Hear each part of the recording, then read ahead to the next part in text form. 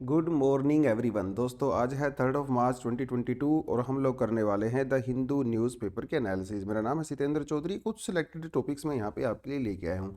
वैसे आगे बढ़ने से पहले आज आपको मैं बता दूँ कि सुबह सुबह जब द हिंदू न्यूज़पेपर ओपन किया तो यार आज इन्होंने मुझसे बहुत मेहनत करवाया है, क्योंकि कुछ रेलेवेंट खास टॉपिक मुझे लगा ही नहीं।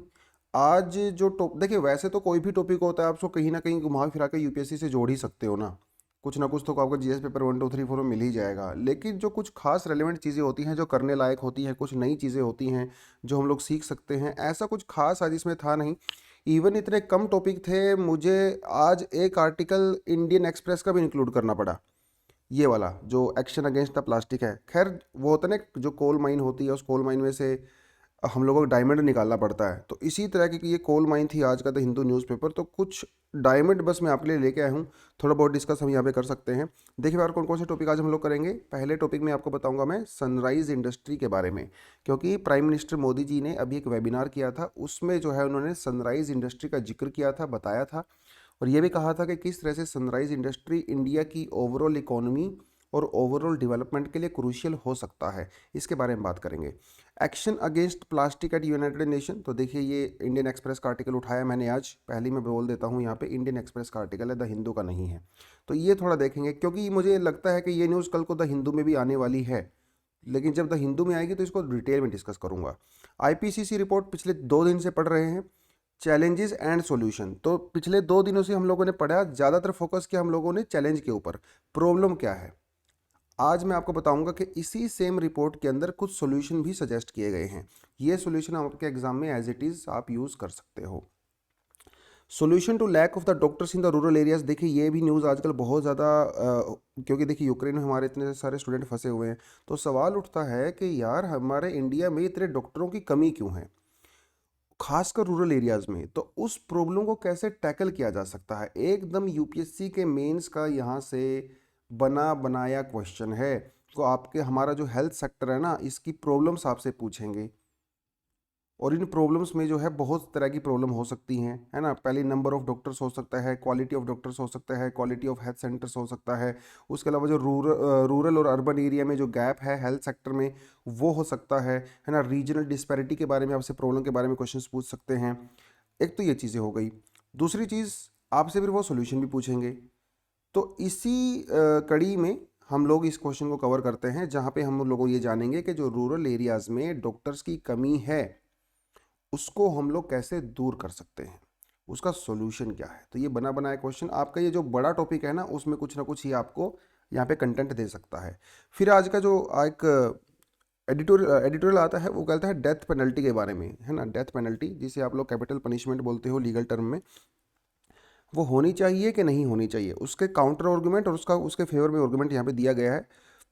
एडिटोरियल में कुछ खास कंटेंट था नहीं, लेकिन मैंने कुछ बाहर से कंटेंट आपके लिए अलग से कलेक्ट किया है, जिसमें दोनों यस और नो दोनों आर्गुमेंट मैंने यहाँ पे डाले हैं। तो इसके बारे में थोड़ा सा डिस्कस करेंगे, इंटरेस्टिंग रहेगा ये वाला पोर्शन। खैर आगे बढ़ते हैं अभी पहले टॉपिक के ऊपर। तो आज के दिन क्या खास था दोस्तों, ये जो है देखिए बहुत बड़ी पर्सनैलिटी है। मुझे नहीं लगता ऐसा कोई इंसान होगा इंडिया में जो थोड़ा बहुत पढ़ा लिखा होगा और इनको नहीं जानता होगा। इनका नाम है जमशेद जी टाटा, राइट। और आज क्या है, इनका जन्मदिन है। बहुत ही बड़ी पर्सनैलिटी रहे हैं। और हमारे कंट्री में जो इंडस्ट्री बेसिकली आज जो खड़ी हुई है, शुरुआत कहीं ना कहीं आप समझ लीजिए कि यहीं से हुई थी, क्योंकि टाटा स्टील वगैरह वो 1907 में इस्टेब्लिश किया गया था। उसके अलावा इन्होंने ताज होटल, जो आज आपको मुंबई में नज़र आता है ना, वो सब चीज़ें और भी बहुत कुछ इन्होंने किया। जमशेद जी टाटा के जो है वो टाटा ग्रुप्स के जो बेसिकली फाउंडर थे ये। और आज के समय में आपको पता ही है, टाटा ग्रुप इंडिया का ही नहीं दुनिया के कुछ खास बड़ी इंडस्ट्रियल ग्रुप्स में माना जाता है। तो इन्होंने उसकी नींव रखी थी, पारसी फैमिली से बिलोंग करते हैं। और वैसे तो इनकी पूरी फैमिली प्रीस्ट थी, अ, वो जो है गॉड को डिवोटेड थी, लेकिन इनके फादर उन्होंने थोड़ा बहुत बिजनेस स्टार्ट किया, फिर इन्होंने उस बिजनेस को बहुत आगे बढ़ाया। और आज के समय में आपको पता ही है 80 से ज़्यादा कंट्री में टाटा प्रेजेंट है। और $100 बिलियन से ज़्यादा का इनका अभी टोटल रिवेन्यू है। ये 2012-2013 का आंकड़ा है। तो इनकी जो ताज बनाने की जो हिस्ट्री है ना यार, वो बड़ी इंटरेस्टिंग है। ताज होटल जब इन्होंने मुंबई में बनाया था, किस तरह से बनाया था, बहुत इंटरेस्टिंग कहानी है। और इनकी वाइफ के साथ इनका जो रिलेशन है, इनकी जो लव स्टोरी है बेसिकली, वो भी बहुत ज़बरदस्त है। अभी कुछ दिनों पहले मैं सुन रहा था एक डायमंड को लेके, जो है एक लव स्टोरी दिखाई गई थी इनकी और इनकी वाइफ की। लव स्टोरी कह लीजिए, आपस में प्यार मोहब्बत कह लीजिए, हस्बैंड वाइफ का कुछ भी आप बोल सकते हो, लेकिन बहुत इंटरेस्टिंग स्टोरी लगी मुझे। आपको कहीं पढ़ना है तो यूट्यूब वगैरह पे आपको वो मिल जाएगी। खैर यूपीएससी के हिसाब से तो रेलिवेंट नहीं है, बट वैसे एज अ पर्सनैलिटी आप इनको जानना चाहते हो तो जान सकते हो। चलिए अब बढ़ते हैं दोस्तों पहले टॉपिक के ऊपर। Clear road map for the 5G auction. देखिए इंडिया में अभी 5G ऑक्शन हम लोगों ने स्टार्ट किया नहीं है। 5G ऑक्शन स्टार्ट होगा, कंपनीज को कॉन्ट्रैक्ट मिलेगा, तो शायद इंडिया में फिर 5G सर्विसेज भी स्टार्ट हो सकती हैं, हो ही जाएंगी। ऑफ कोर्स सारी दुनिया में हो रही हैं तो इंडिया भी पीछे रहने वाला नहीं है। कुछ प्रॉब्लम्स हैं यहाँ पे, टेक्निकल प्रॉब्लम है, इंफ्रास्ट्रक्चर प्रॉब्लम है, वो तो of course over period of time दूर हो ही जाएंगी। तो ये इन्होंने मोदी जी ने बोला है। देखिए एक वेबिनार ले रहे थे ये लोग, जैसे हम लोग अभी कर रहे हैं ना, it's also like a webinar, जैसे हम लोगों ने टेस्ट डिस्कशन किया था, है ना। तो उस तरह का वेबिनार था ये ऑनलाइन। किस लिए किया गया था? जो हमारा यूनियन बजट अभी पेश हुआ है उसमें science and technology, information technology के बारे में था कि उनको कितना पैसा दिया गया, क्यों दिया गया, क्या करेंगे क्या नहीं करेंगे, उसके बारे में था। तो इन्होंने इस वेबिनार के अंदर जो है सनराइज इंडस्ट्री और सनराइज सेक्टर के बारे में डिस्कशन किया है। देखिए सनराइज सेक्टर क्या होता है? देखिए नाम से ही मतलब आप समझ गए होंगे ना, सनराइज। तो ये दोस्तों ऐसी इंडस्ट्री होती हैं जो राइज कर रही होती हैं। अभी जो है ये बहुत ही बूम स्टेज में जाने वाली हैं और फ्यूचर में ये आपको बहुत ज़्यादा बेनिफिट भी देने वाली हैं। तो पुरानी जो इंडस्ट्री होती हैं उनको कहते हैं सनसेट इंडस्ट्री, जो जिनका जो रेलेवेंस है वो कम होता जा रहा है। सनराइज इंडस्ट्री वो होती हैं जो अभी ग्रो कर रही हैं और फ्यूचर में इनका स्कोप बहुत ज़्यादा होता है, उन्हें सनराइज इंडस्ट्री कहते हैं। जैसे अगर मैं आपको एग्जांपल दूं यहाँ पे, आप ये कह सकते हो कि 1990s का दौर एक ऐसा समय था। उस समय वीसीआर होते थे ना, जिसमें हम लोग मूवीज़ देखते थे, वीसीआर होते थे और वो डिस्क होती थी, है ना, डिस्क। तो वो एक उस समय सनराइज इंडस्ट्री हुआ करती थी। लेकिन आज के समय में आपको वीसीआर तो देखने को मिलेगा नहीं, और जो डिस्क वाली इंडस्ट्री है वो अभी डाउन जा रही है। तो आप ये कह सकते हो जो डिस्क वाली इंडस्ट्री है ना, वो इस समय सनसेट इंडस्ट्री है, लेकिन 1990s में वो सनराइज इंडस्ट्री हुआ करती थी। इसी तरह आज मॉडर्न समय में कुछ इंडस्ट्री ऐसी हैं जो सनराइज इंडस्ट्री हैं, जैसे आर्टिफिशियल इंटेलिजेंस, है ना, geospatial system, drone, semiconductor, space technology, genomics, pharmaceutical, clean technology and 5G। 5G भी एक सनराइज इंडस्ट्री है जिसका फ्यूचर में बहुत ज़्यादा ग्रोथ है। और अगर इस सनराइज इंडस्ट्री के ऊपर हम लोग फोकस करेंगे तो डेफिनेटली फ्यूचर में हमारी जीडीपी के अंदर बहुत ज़्यादा ये कंट्रीब्यूट करने वाले हैं। उसके अलावा मोदी जी ने ये प्राइवेट सेक्टर को भी इनवाइट किया है, कहा है कि भैया आप ज़्यादा से ज़्यादा आइए, इन्वेस्ट कीजिए, पैसा कमाइए, टैक्स पे कीजिए, एम्प्लॉयमेंट जनरेट कीजिए, आप भी मज़ा लीजिए, हम भी मज़ा लेंगे और जनता भी मज़ा लेगी। ऐसा बेसिकली प्राइवेट सेक्टर के बारे में कहा जाता है। ये जो आर्टिकल आपके सामने नज़र आ रहा है दोस्तों, ये है इंडियन एक्सप्रेस का आर्टिकल। क्या कहता है? United Nation environment meet 175 countries sign mandate to curb का मतलब होता है उसको कम करना है यूज़ ऑफ प्लास्टिक। देखिए प्लास्टिक अपने आप में बहुत बड़ी समस्या है। प्लास्टिक को पहले सिर्फ और सिर्फ मरीन लिटर कहा जाता था।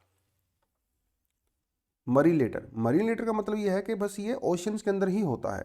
लेकिन अब हम लोग इस बात को जान चुके हैं कि प्लास्टिक हर जगह नुकसान पहुंचाती है। तो ग्रीन हाउस गैसेस को लेके तो ऑलरेडी हम लोग ने Kyoto protocol, Paris conference of parties वो लोग कर ही रहे हैं। प्लास्टिक को लेके पहली बार यूनाइटेड नेशन में कुछ इस तरह का स्टेप यहाँ पे उठाया गया है। तो मामला पूरा ये बनता है कि यूनाइटेड नेशन का जो एनवायरमेंटल जो बेसिकली यहाँ पे डिपार्टमेंट है, उसमें जो है 175 कंट्री ने यूनाइटेड नेशंस एनवायरमेंट असेंबली में इस बात पे अग्री किया है कि हम लोग एक प्रोटोकॉल लेके आएंगे, और वो प्रोटोकॉल दोस्तों लीगल होगा, लीगली बाइंडिंग होगा। देखिए क्या पे लिखा भी हुआ है, it will make this legally binding. मेरा पेन कहीं भाग गया। हाँ, it will make it legally binding for the signatories. Signatory का मतलब होता है कि जो कंट्री इसके ऊपर साइन करेंगी, ऐसे सिग्नेचर होते हैं ना वो वाले, to address the full life of the plastic from production to disposal to end plastic pollution. देखिए अभी ये सिर्फ प्रपोजल है, या को मैं बता देता हूँ, अभी ये प्रपोजल है, अभी ये फाइनल प्रोटोकॉल साइन नहीं हुआ है। एक इंटरनेशनल नेगोशिएशन कमेटी बनाई जाएगी जो अगले 2 साल 3 साल इसके बारे में पूरी चर्चा करेगी और एक प्रॉपर डॉक्यूमेंट लेके आएगी। उस डॉक्यूमेंट को हम लोग साइन करेंगे तब वो लीगली बाइंडिंग होगा। और इसमें हम लोग सिर्फ प्लास्टिक के वेस्ट की बात नहीं कर रहे हैं। देखिए प्लास्टिक तो वेस्ट तब होता है ना जब उसको यूज़ करते हो, आफ्टर यूज़ होता है ना वो वेस्ट। लेकिन इस ट्रीटी के अंदर उसकी प्रोडक्शन से लेके उसके डिस्पोजल तक हर स्टेप के ऊपर फोकस किया जाएगा। तो 2024 में 2024 में हो सकता है कि ये फाइनली लीगली बाइंड हो जाए और कंट्री जो है इसके ऊपर साइन कर ले, क्योंकि प्लास्टिक की समस्या भी दोस्तों एक बहुत बड़ी समस्या है। तो ये इंडियन एक्सप्रेस का आर्टिकल था। मुझे पक्का पता है कि कल को द हिंदू में ये आर्टिकल आने वाला है, तो इसके बारे में चर्चा करेंगे। द हिंदू में तो कोई ना कोई एडिटोरियल भी आ सकता है, आर्टिकल ही नहीं। चलिए आगे बढ़ते हैं। IPCC sound another climate warming. देखिए 2 दिन से हम लोग कर रहे हैं इस टॉपिक को, तो अलग से बताने की आपको ज़रूरत नहीं है ना। क्लाइमेट चेंज से क्या होगा क्या नहीं होगा, इंडिया के टारगेट यहाँ पे क्या हैं, एक नया कॉन्सेप्ट भी आपको करवाया था मैंने, वेट बल्ब टेम्परेचर वाला, है ना, ये तो हम लोग कर चुके हैं। तो जो स्टूडेंट अपने प्लेटफॉर्म पे नए हैं ना, पहली बार आ रहे हैं, उनको बता देता हूँ कि आप 2 दिन पहले की एनालिसिस जाके देख सकते हो। वहाँ पे मैंने बहुत अच्छे तरीके से वेट बल्ब टेम्परेचर को, कॉन्सेप्ट को एक्सप्लेन किया है। कल वाली एनालिसिस भी आप देख सकते हो, वहाँ पे भी हम लोगों ने आईपीसीसी के बारे में बात किया है। आज क्योंकि ये एक्सप्लेनर सेक्शन है, इसलिए मैंने सोचा चलिए इंक्लूड कर देता हूँ। ऐसे भी आज कोई खास नंबर ऑफ आर्टिकल थे नहीं, तो थोड़ा सा रिफ्रेश करने के लिए। लेकिन आज मैं आपको थोड़ा सोल्यूशन के बारे में बताऊँगा कि इस रिपोर्ट में कौन सी पॉलिसी और सोल्यूशन के बारे में बात किया गया है। ठीक है, वो थोड़ा देख लेते हैं। बाकी ये रिपोर्ट तो मैंने पुरानी ही कॉपी पेस्ट कर रखी है परसों वाले आर्टिकल से, तो इसको तो कोई आपको पढ़ाने की ज़रूरत नहीं है ना। हाँ, ये चीज़ कुछ खास है कि इस रिपोर्ट के अंदर क्या सॉल्यूशन बताए गए हैं। देखिए पोल्यूशन तो है ही, क्लाइमेट चेंज भी हो रहा है, ग्लोबल वार्मिंग हो रहा है, इसके कंसिक्वेंस को तो आप अवॉइड कर नहीं सकते, सीधी सी बात है। अभी बेसिकली जो ट्रेन है ना वो स्टेशन से छूट चुकी है। अगर बहुत तगड़े स्टेप अगर आपने नहीं लिए ना, तो आप ये समझ लीजिए कि 2050 तक या इस सेंचुरी के एंड तक कोस्टल एरियाज तो डूब ही जाएंगे ऑलमोस्ट। लेकिन सोल्यूशन क्या है इन्होंने, मैं देखिए सारे डिटेल में सोल्यूशन नहीं बता रहा हूँ, मैं सिर्फ आपको वही सोल्यूशन बता रहा हूँ जिस पॉलिसी के अंदर बताए गए हैं। पहला तो इन्होंने कहा है कि अर्ली वार्निंग सिस्टम और रिस्पॉन्स सिस्टम को आप डेवलप कीजिए, खासकर एक्सट्रीम हीट वाले केस में। एक्सट्रीम हीट का मतलब ये समझ लिए कि जैसे लू चलती है ना, लू।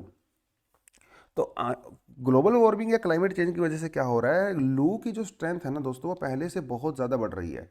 तो नॉर्थ वेस्ट इंडिया में थोड़ा सा वो तेलंगाना वाला region, eastern Karnataka, eastern Maharashtra, यहाँ पे बहुत ही स्ट्रॉन्ग एक्सट्रीम हीट वेव्स चलती हैं। और आने वाले समय में ये हीट वेव और भी ज़्यादा स्ट्रॉन्ग होने वाली हैं। तो पॉलिसी इस डॉक्यूमेंट में कहा गया है कि आप एक ऐसा अर्ली वार्निंग सिस्टम डेवलप कीजिए, जैसे कि हमारा इंडियन मेट्रोलॉजिकल डिपार्टमेंट है ना, वो ऐसा डेवलप करे सिस्टम कि लोगों को एडवांस में ही बताया जा सके कि भैया थोड़ा बच के रहो। Improving access to portable water. देखिए सीधी सी बात है, जब क्लाइमेट चेंज होगा, ग्लोबल वार्मिंग होगा, तो हमारे ग्लेशियर्स मेल्ट करेंगे, फ्लड आएगा, ड्रोट आएगा, वो सारी चीज़ें होंगी, जिसकी वजह से जो बहुत सारे जो पोल्यूटेंट हैं वो हमारे वाटर बॉडी के अंदर ऐड होने वाले हैं।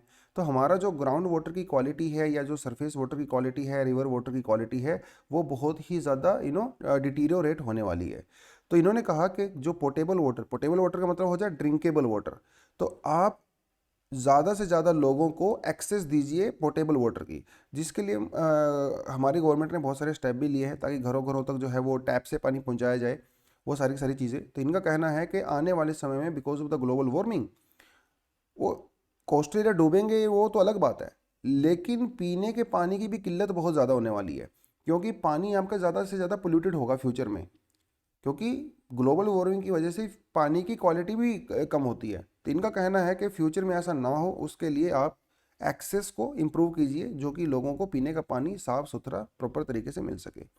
Main streaming of the adoption tax to the institutional budget. तो इनका कहना है कि देखिए अभी थोड़े समय पहले हमारी सरकार ने बजट पेश किया, इस बजट में इन्होंने कहा कि बजट में कुछ खास अलोकेशन आप स्पेशली क्लाइमेट चेंज के लिए रखिए, है ना, कि उस भैया जैसे मान लो आपने 5,000 करोड़ रुपया दिया, तो ये पैसा आप सिर्फ और सिर्फ क्लाइमेट चेंज के लिए ही लगाओगे। जैसे अभी हम लोग हेल्थ में देते हैं, एजुकेशन में देते हैं ना, इस तरह से डिफेंस में देते हैं, तो कुछ अलोकेशन खासकर climate change, global warming, plastic and all that, उसके बारे में भी होना चाहिए। क्लाइमेट रिजिलियंट डेवलपमेंट होना चाहिए, मतलब ऐसा नहीं है कि आपने किसी, जैसे आप ये समझ लीजिए कि अभी हम लोग सिटी बना देते हैं, सिटी, तो आप जो सिटीज़ वगैरह बनाते हो इस तरह से बनाइए कि वहाँ पे प्रॉपर तरीके से पार्क भी हों, है ना, वहाँ पे प्रॉपर तरीके से स्पेस भी होना चाहिए, वहाँ पे प्रॉपर तरीके से ग्रीनरी भी होनी चाहिए, है ना, वहाँ पे प्रॉपर तरीके से ट्री कवर भी होना चाहिए। तो इस तरह से आप अपना इंफ्रास्ट्रक्चर बनाओ, इस तरह से आप डेवलपमेंट करो कि आने वाले समय में अगर क्लाइमेट चेंज को लेके सिचुएशन अगर ख़राब होती भी है तो हमारे सिटीज़ और हमारे बेसिकली सिटीज़ की बात कर रहा है, हमारे अर्बन एरियाज़ उसके हिसाब से अपने आप को तैयार रख सकें। That is called climate resilient development. Sufficient climate financing वो बजट वाली बात ही होगी, तो वो एक ही बात है। Avoid energy intensive and market oriented urbanisation. अभी जिस तरह की अर्बनाइजेशन हम लोग कर रहे हैं, यहाँ पे ज़्यादातर हमारा फोकस रहता है प्रोडक्शन के ऊपर, ज़्यादातर प्रोडक्शन रहता है एनर्जी यानी कि इलेक्ट्रिसिटी वगैरह के ऊपर रहता है। मार्केट ओरिएंटेड हम लोग अर्बनाइजेशन करते हैं, है ना, प्रोडक्शन करेंगे, बेचेंगे एंड ऑल दैट। तो इन्होंने कहा कि ऐसा नहीं करना चाहिए, हमारी जो अर्बनाइजेशन होती है वहाँ पे वो सस्टेनेबल तरीके से होनी चाहिए, ताकि नेचर के बीच में और डेवलपमेंट के बीच में एक बैलेंस बना रहे। आईपीसीसी वगैरह क्या होती है एंड ऑल दैट वो सब यहाँ पे मैंने दिया हुआ है ना, ये परसों वाले आर्टिकल का ही कॉपी पेस्ट है, कुछ नया इसमें नहीं है। ठीक है जी, चलिए। Doctors for the rural India, ये आज का एक्सप्लेनर सेक्शन है। देखिए एक्सप्लेनर सेक्शन आपकी हार्ड कॉपी में नहीं आता, जो आपके घर में द हिंदू न्यूज़पेपर आता है, ये सिर्फ और सिर्फ पीडीएफ में आता है। ठीक है, तो इसलिए मैंने यहाँ से उठा लिया है ये। तो प्रॉब्लम क्या है ये तो कोई आपको बताने की ज़रूरत नहीं है ना, lack of man power, doctors नहीं है भैया, स्पेशली रूरल एरियाज़ में नहीं है। इसमें जो लेटेस्ट रिपोर्ट है उसके रिकॉर्डिंग इंडिया में जो है 5 लाख डॉक्टर्स की कमी है। तो आप सोच सकते हो भैया 5 लाख कितना होता है, इतनी ज़्यादा डॉक्टर, ये तो मतलब बिल्कुल मिनिमम रिक्वायरमेंट बोल रहा हूँ मैं। वैसे तो ये जो रिक्वायरमेंट है वो जो है 8-10 लाख तक जाती होगी, ये सिर्फ मिनिमम रिक्वायरमेंट है। अब बात है कि इसका सोल्यूशन क्या है। देखिए सिटीज़ में खास प्रॉब्लम नहीं है, सिटीज़ में तो लगभग लगभग आपको ठीक ठाक नंबर ऑफ डॉक्टर मिल जाते हैं।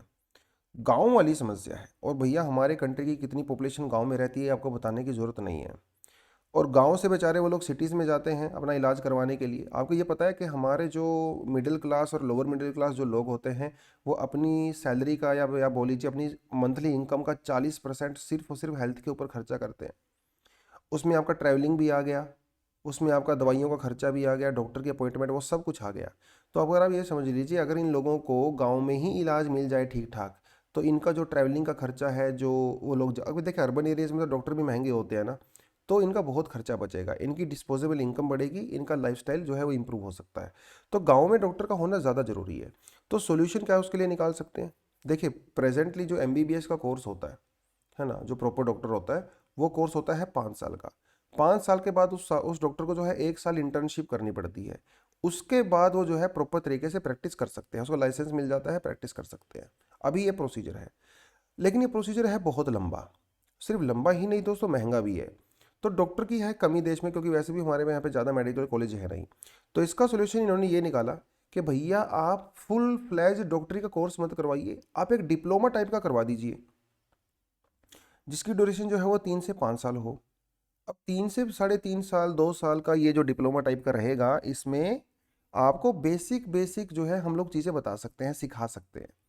फुल फ्लेज डॉक्टरी नहीं, कुछ तो पता चलेगा ना, ऐसा आप कुछ कर सकते हो। और ऐसा भी नहीं है कि कोई नया कॉन्सेप्ट है, पहले इंडिया में ये चल ही रहा था, 1940s के दौरान ये चल रहा था इंडिया में सिस्टम।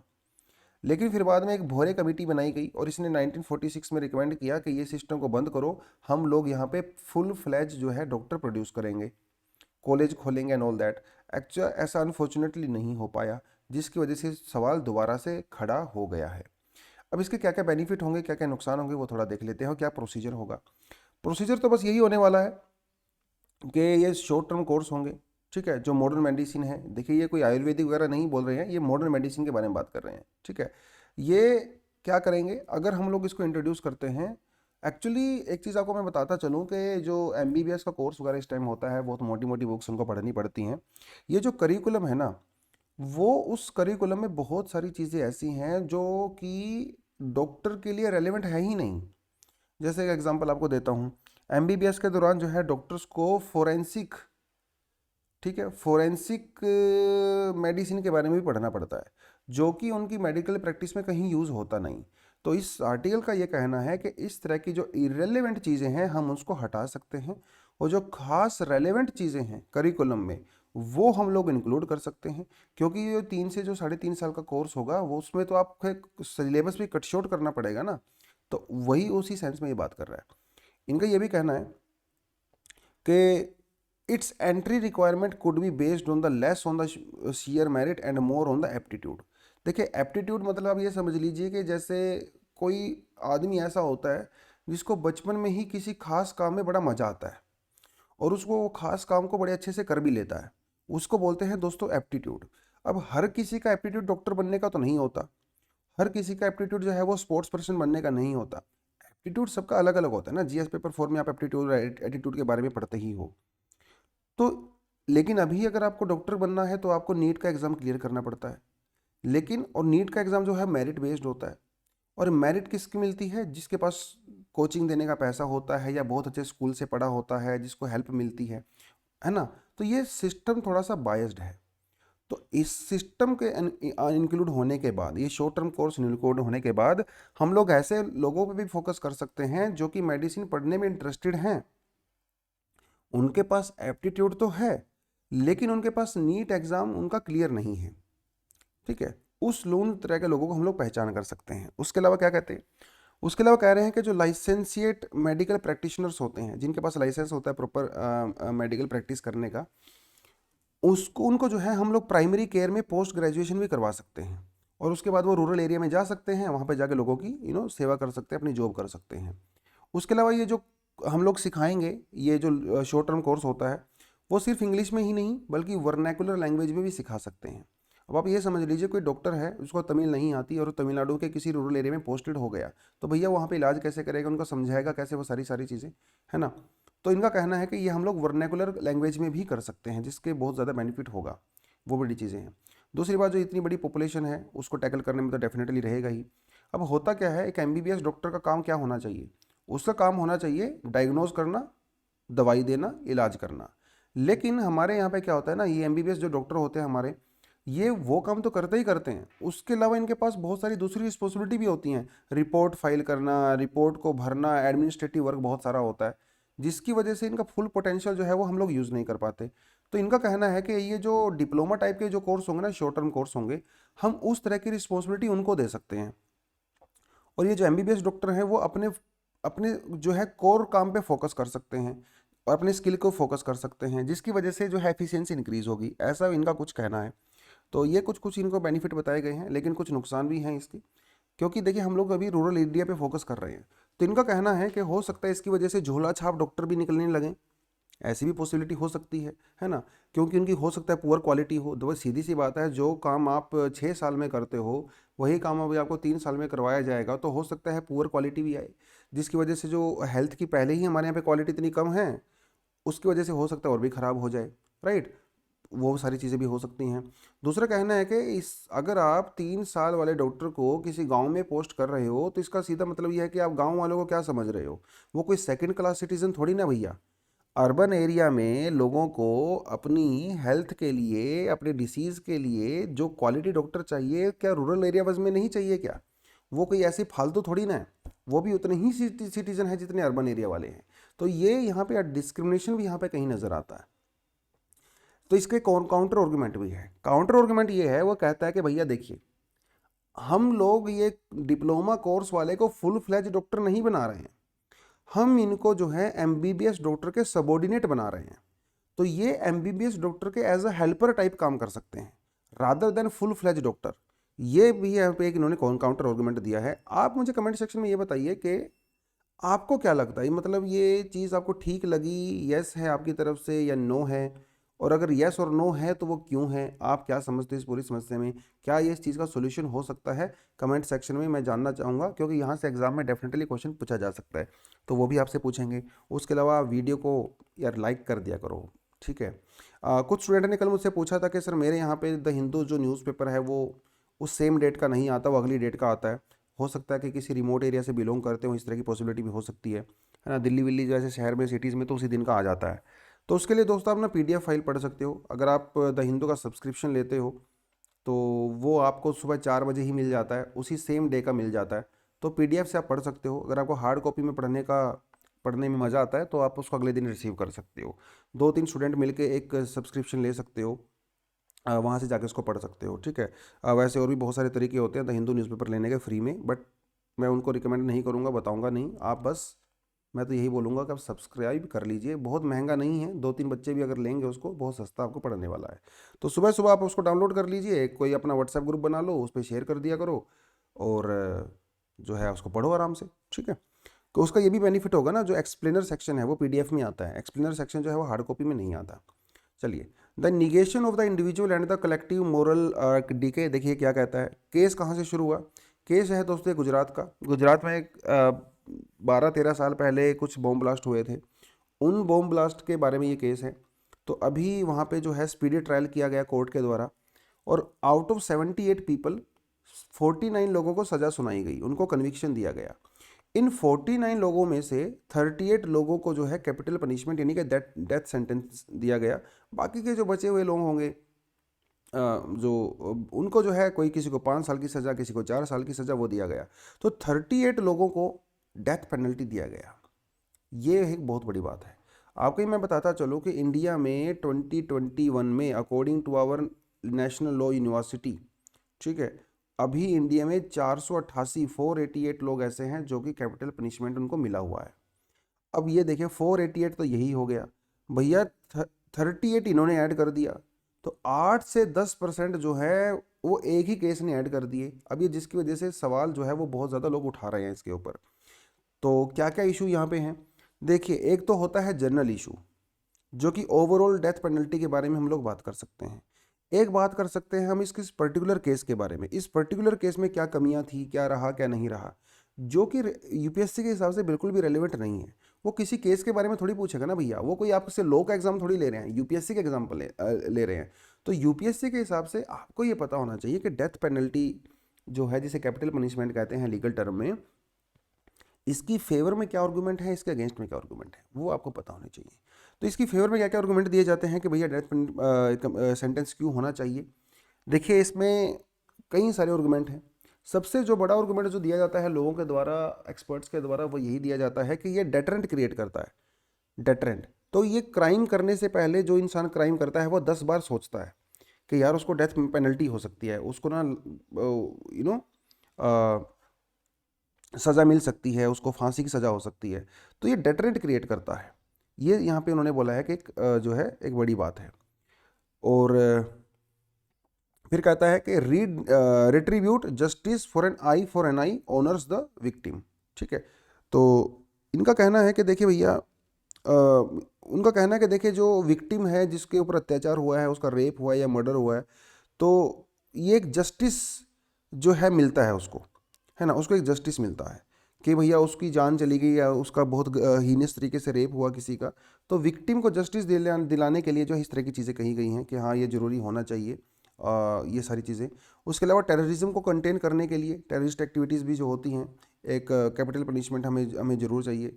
उसके अलावा जो विक्टिम की फैमिली होती है, जिसके घर का सदस्य है वो विक्टिम है उनका, या वो मार दिया गया, उसका मर्डर कर दिया गया है, रेप किया गया है, कुछ भी जो कि हीनियस क्राइम होते हैं यहाँ पे बहुत गंदे वाले, जिसको रेयरेस्ट ऑफ रेयर केस में हम लोग कैपिटल पनिशमेंट देते हैं, तो उस फैमिली के लिए जो है क्लोजर मिल जाता है। अब ये समझ लीजिए कि मान लो किसी लेडी का रेप कर दिया गया बहुत बुरे तरीके से, और अगर उस क्रिमिनल को अगर आप फांसी की सज़ा नहीं देते हो, तो उस फैमिली के ऊपर क्या बीतेगी। आप ये समझ लीजिए कि वो फैमिली को तो वो हमेशा ही नज़र आएगा कि वो तो अभी भी ज़िंदा है, हो सकता है वो बेल पे बाहर भी आ जाए। मान लो चलो वो बेल पे बाहर भी नहीं आता है 5-10 साल, लेकिन वो फैमिली तो हमेशा यही सोचेगी ना यार, कि यार मेरे मेरे फैमिली मेम्बर का मर्डर कर दिया गया इतने बुरी तरह से, या रेप हुआ, या कुछ और जो है सीनियस क्राइम हुआ, तो उस फैमिली को एक क्लोजर देने की यहाँ पे बेसिकली बात है। ये कुछ आर्गुमेंट जो है इसके फेवर में दिए जाते हैं। ये आर्गुमेंट भी दिया जाता है कि अगर बहुत ही कोई हार्ड क्रिमिनल होता है, साइको होता है, जिसकी सुधरने की कोई चांसेस ही नहीं है ना, जिसके अंदर कोई रिफॉर्म हो ही नहीं सकता, उसको सजा उसको तो कम से कम आप सोसाइटी से एलिमिनेट कर ही दीजिए, क्योंकि वैसे भी उसको जो है आप 10 साल 20 साल 50 साल जितने साल में जेल में रख लीजिए, उसको सुधरने वाला है नहीं। तो इसके लेकिन इसके अगेंस्ट में बहुत सारे आर्गुमेंट भी दिए जाते हैं। पहला जो आर्गुमेंट इसके फेवर में दिया गया था वो था डेटरेंस। डेटरेंस मतलब अगर आप हार्ड पनिशमेंट रखते हो तो लोग क्राइम नहीं करेंगे, जिसका कोई भी एविडेंस नज़र नहीं आता। हमारी कंट्री में जैसे मान लो अगर आप रेप का यहाँ पे एग्जांपल लेते हो, रेप हीनियस क्राइम जो रेप है उसको लेके यहाँ पे फांसी का प्रावधान है, लेकिन क्या उसके बाद रेप केस कम हो गए? बिल्कुल भी नहीं हुए, इवन साल दर साल बढ़ ही रहे हैं। अगर इतना ही इम्पैक्ट होता तो ना तो रेप की संख्या भी कम हो जानी चाहिए थी, मर्डर की संख्या भी कम हो जानी चाहिए थी, टेररिस्ट एक्टिविटी की संख्या भी कम होनी चाहिए थी, लेकिन ऐसा हुआ नहीं। तो ये जो डेटरेंट वाला आर्गुमेंट है ये तो है बिल्कुल फ्लॉप। देखिए बहुत सारी यूरोपियन कंट्रीज़, दुनिया में बहुत सारी कंट्रीज ऐसी हैं जहाँ पे कैपिटल पनिशमेंट है ही नहीं कानून में, लेकिन वहाँ पे उसके बावजूद भी क्राइम बहुत कम होता है। तो सिर्फ ये कहना कि हार्ड पनिशमेंट रखने से क्राइम कम होगा, ये आर्गुमेंट बिल्कुल ही बोगस है। इसका कोई भी डॉक्यूमेंट प्रूफ नज़र नहीं आता। दूसरी बात, हमारा जो आर्टिकल 21 है वो राइट टू लाइफ की बात करता है। राइट टू लाइफ, तो ये जो जिसको फांसी की सज़ा दी जाती है तो डेफिनेटली उसकी राइट टू लाइफ का तो वायलेशन है ही, है ना। क्योंकि स्टेट को अधिकार नहीं है भैया, स्टेट मतलब राज्य को, राज्य मतलब हमारे देश को, जुडिशरी को, स्टेट को अधिकार नहीं है किसी की जान लेने का, है ना। ये यहाँ पे एक बहुत बड़ा आर्गुमेंट दिया जाता है। आर्गुमेंट ये भी दिया जाता है कि देखिए, आप लोगों को तो बोल रहे हो कि भैया वायलेंस मत करो, लेकिन खुद फांसी की सजा सुना रहे हो, तो ये तो मोनोपोली हो गई ना वायलेंस की। तो बेसिकली ये कहा गया कि भैया ये जो वायलेंस करने का अधिकार है, जो किसी को मारने का अधिकार है, तो वो सिर्फ और सिर्फ जुडिशरी के पास है, आप लोग कुछ मत करिए। तो it's a monopoly of crime also ना। तो आप दूसरों को तो क्राइम करने से रोक रहे हो, लेकिन खुद किसी और को मारने का आदेश दे रहे हो। ये यहाँ पे थोड़ा सा मोरल जो है, थोड़ा सा आपको एथिकल और मोरल तरीके से सोचना पड़ेगा। उसके अलावा भैया ऐसे लोग होंगे जो अच्छा लॉयर नहीं कर पा रहे होंगे। अब मान लो हो सकता है किसी ने, वो आदमी ने क्राइम किया ही नहीं, लेकिन उसको झूठे केस में फंसाया गया। अब उसके आदमी के पास, बेचारे के पास पैसे ही नहीं हैं अच्छा लॉयर करने के, तो हो सकता है कि उसको भी फांसी सज़ा मिल जाए सिर्फ इस वजह से क्योंकि वो गरीब है। और इसके प्रूफ भी मिलते हैं। हमारी लॉ कमीशन की रिपोर्ट के अकॉर्डिंग इंडिया में जो 76% जिन लोगों को डेथ सेंटेंस मिला हुआ है, वो या तो किसी रिलीजियस माइनॉरिटी से बिलोंग करते हैं, बैकवर्ड क्लास से बिलोंग करते हैं, ट्राइबल कम्युनिटी से बिलोंग करते हैं, और इन क्लास से बिलोंग करते हैं।